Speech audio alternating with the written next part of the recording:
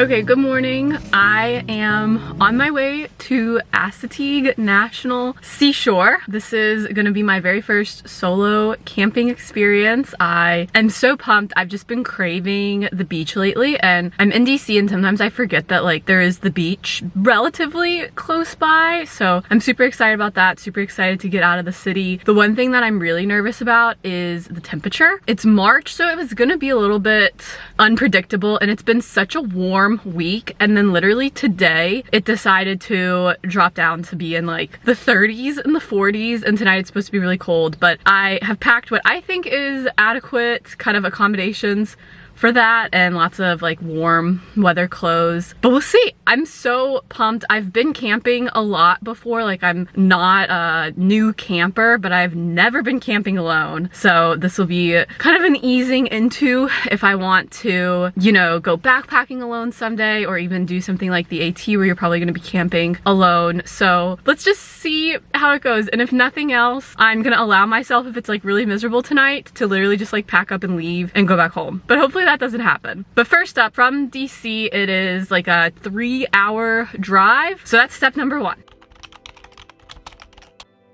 Prior to the 1850s, Assateague Island was not super populated, with the main towns being Green Run in the north and Assateague Village in the south. These towns were tiny, and by the 1920s, the populations of both towns were declining.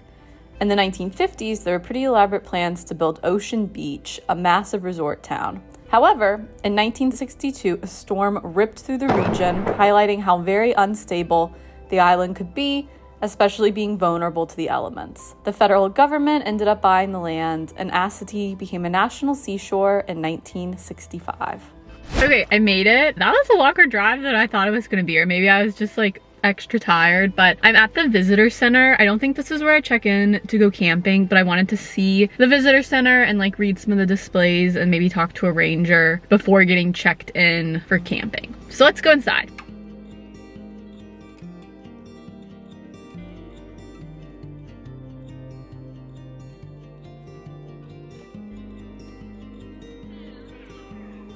That was pretty cool. It's very windy. My concerns about being too cold, not completely off the hook yet, but I need to now cross the river and actually go check in, pay the entrance fee. I want to go see the campsite, all of that good stuff. So let's go.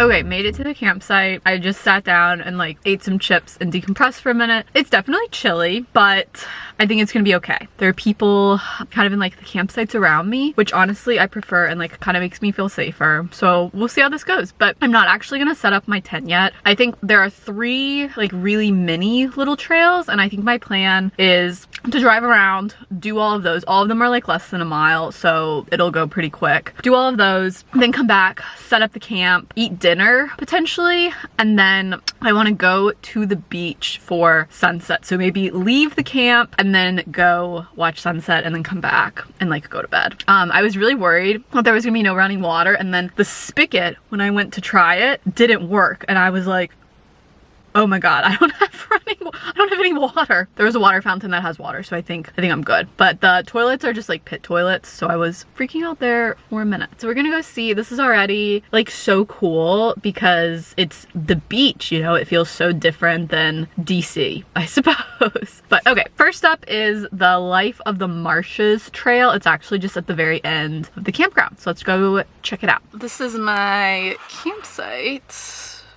but we'll come back to this later.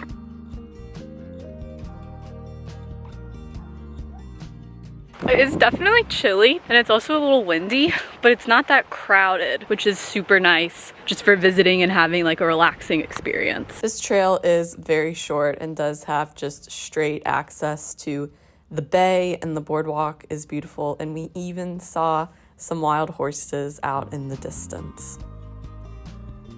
Well, that was a lot of bang for my buck. Saw a bunch of horses, and it was a beautiful boardwalk trail. I love a boardwalk trail. One observation is if you're worried about seeing horses, I don't think you need to worry. I've seen a decent amount so far. There's so much horse poop on this island. so much horse poop. It's actually insane. Next up though, I'm gonna go to the Life of the Forest trail. So each of the main 3 trails in Assateague kind of goes through a different ecosystem that's on the island. So I'm off to the forest one now, which I think is gonna be the longest one of the day, but even then it's only like a mile and a half. So let's go. So what are all these wild horses doing on Assateague? There are 2 different stories, one definitely being more dramatic than the other. The more exciting story centers around the horses surviving a Spanish shipwreck off the Virginia coast, but the more likely explanation is that the horses are from the mainland and farmers move them out to the barrier island to save money. Either way, the horses have been on Assateague since the 1700s.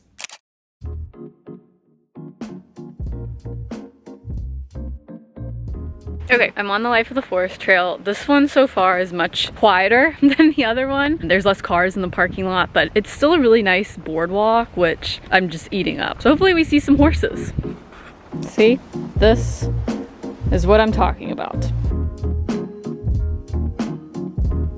Okay, what a lovely little trail. That was pretty short, but nice. Now I'm off to do the Life of the Dunes trail, which is, I think, the last one, but it will show me the beach, hopefully, which I technically haven't seen yet. Okay, the last one on this fun little exploration is the Life of the Dunes trail. I'm here at now in the parking lot, and I definitely think this one's gonna be super cool, and it's gonna get us out to hopefully see the beach. It's probably gonna be pretty windy, so I might not talk a ton out there, but I'll definitely show you the views. This little trail truly does take you up and around a sand dune.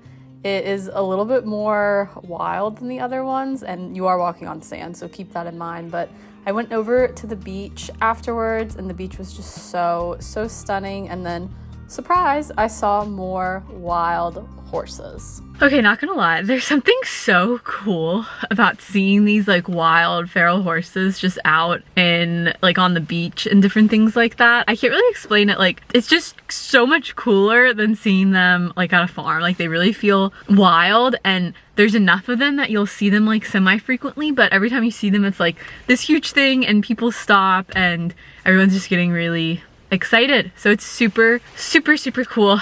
But I did all the trails, so my plan originally was to do sunset at the beach, but after thinking about it more, I think the sun sets on the bay side, which is where my campsite is. And side note about that, I'm glad that I didn't book a beach site for my first camping adventure by myself, because it's windy, and those campsites that are like out on the actual beach are very exposed to the elements. But I think I'm gonna watch sunset from this little viewpoint near my campsite, and then wake up early tomorrow to watch sunrise at the beach. I think that's gonna be my plan. But for right now, let's head back. I do need to put up my tent and like set up camp and different things like that. So I'm gonna go do that now. We have still about like 2 hours until sunset. I'm having a full day.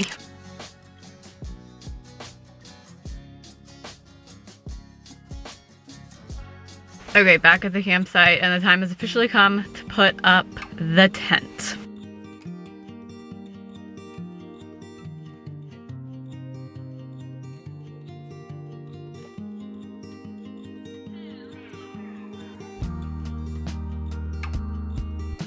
The extra fun part of camping is you can kind of do whatever you want. So I have a savory meal and a sweet meal. I didn't really want the savory meal, so I made oatmeal, and I'm gonna have oatmeal for dinner, and then my savory meal for breakfast tomorrow.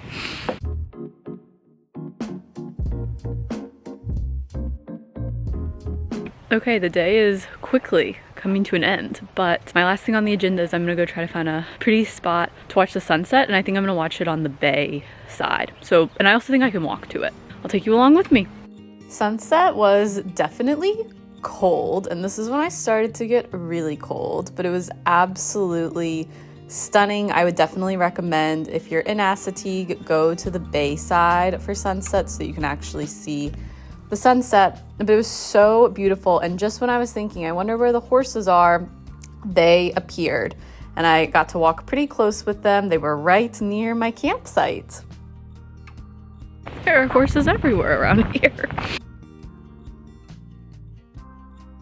Okay, I look a little frightening right now. I'm in the tent.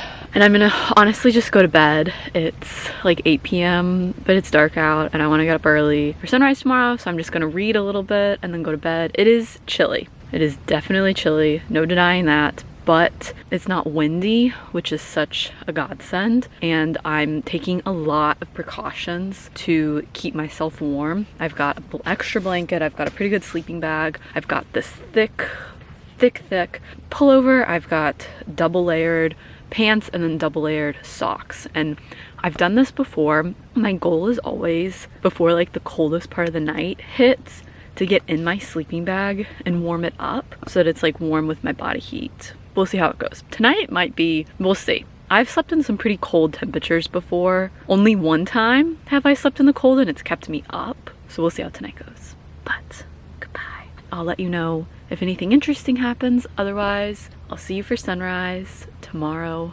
morning. Oh, one more thing. I'm having so much fun. Like, I was a little worried about it, but Assateague is like so cool. Honestly, it is like a really, really beautiful, neat place. And if I can actually like pull this off, I'm gonna be so proud of myself. So, okay, officially, I'll see you in the morning.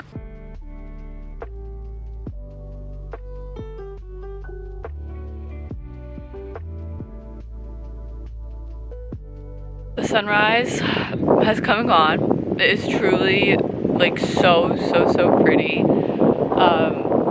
It's just wild to think about, like, this is so obvious, but where the sun travels. Like, I saw it set last night on the other side of the island and it went across the world and now it's back on this side. But truly nothing beats sunrise at the beach, so always prioritize it when you're here. But yeah, I'm just sitting here enjoying the beautiful view.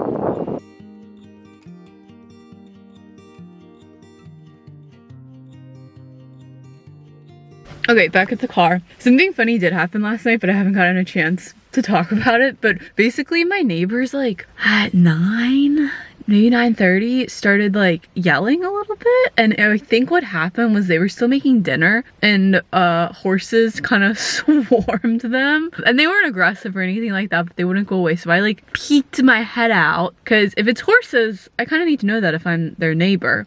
And I saw just like the outline of a horse go by. So if you are staying in the campsite at the campgrounds, like the horses do come up to you and they do try to get your food. I'm really cold. Checkout isn't until 11 and it's only like 7:15. So I might go back and sit and read for a little bit and then pack everything up and go home. Last night's sleep was a little rough. My Oura ring was not too happy with me. It was just really cold. And I think if it had been any colder, it would have been past the point of being able to manage it, but I feel like I did manage it okay. But I'm still really tired, but so proud of myself. Like, this has been such a cool adventure that I've just gone on alone, and I don't know, it's been fun. So still gonna enjoy the last couple hours here.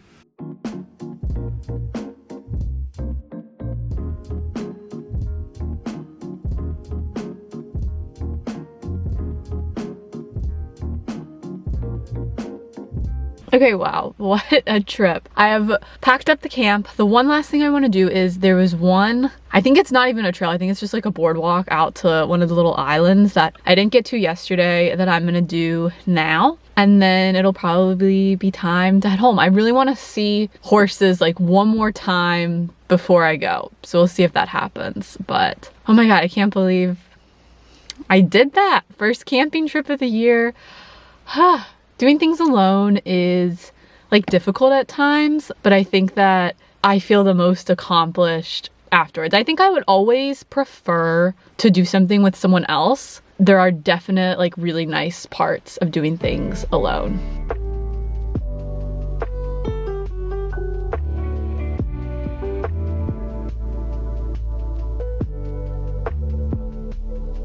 Okay, that is truly a wrap on my Assateague trip. I am a little bit more tired and a little bit more windburned than when I first got here, but oh my gosh, I just loved it. I'm like sad to leave. I'm like avoiding leaving. I'm like lingering. But it was so cool. And I was talking to a ranger at the ranger station, and there's like a really neat backpacking trip that you can do. So I think I will for sure be back. So this is your motivation. If you wanna go do something by yourself, you should 100% do it. If you want to go see a beautiful beach that is driving distance from DC, you should 100% do it.